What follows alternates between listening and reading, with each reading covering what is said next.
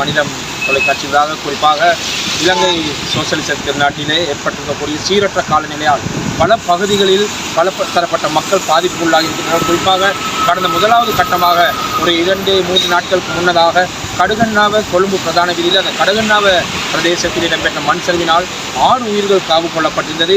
அதேபோல் நேற்றைய தினம் குறித்த 24 மணித்திற்குள்ளே பதுளை பிரதேசத்திலே ஒரு மண் சரிவு ஏற்பட்டு தற்போது வரையும் நிலவரப்படி 11 உயிர்கள் காவு கொள்ளப்பட்டிருக்கின்றது. இன்னும் 4-5 பெயர்களின் உடல்கள் தேடப்பட்டுக் கொண்டிருப்பதாகவும் அந்த பிரதேசத்திலிருந்து எமக்கு கருத்துக்கள் தெரிவிக்கப்பட்டுக் கொண்டிருக்கின்றது.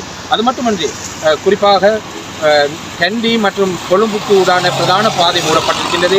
அது மட்டுமன்றி மட்டக்களப்பு தொடக்கம் பொலனறுவை ஊடாக வரக்கூடிய அந்த மன்னம்பிடி பிரதேசத்தில் இருக்கக்கூடிய பாதையும் வெள்ளத்தினால் மூழ்கப்பட்டிருப்பதால் பிரதான போக்குவரத்து அனைத்தும் தடைப்பட்டு செய்யப்படுகிறது. அது மட்டுமன்றி இப்பொழுதைய நிலவரப்படி பாதனிய தொடக்கம் ஒன்றாப்புறம் செல்லக்கூடிய பாதையிலே எல்ல பிரதேசத்தில் முற்றுமுழுதாக பாதை வெள்ளத்தால் மூடப்பட்டிருப்பதாக எமக்கு செய்திகள் வரப்பட்டிருக்கின்றது.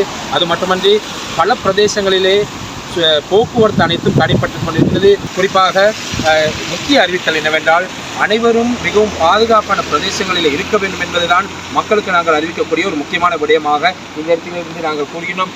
பாருங்கள், குறிப்பாக எவ்வளவு ஒரு நீர்மட்டம் அதிகரித்த நிலையிலே இந்த தெதிரோயா நீர்த்தேக்கத்தின் இந்த தெதிரோயா ஆறு எந்த அளவிலே நீர்களை தாங்கி வழிந்தோடி கொண்டிருக்கின்றது. குறிப்பாக இந்த நீரோட்டம் நேரடியாக செல்கின்றது.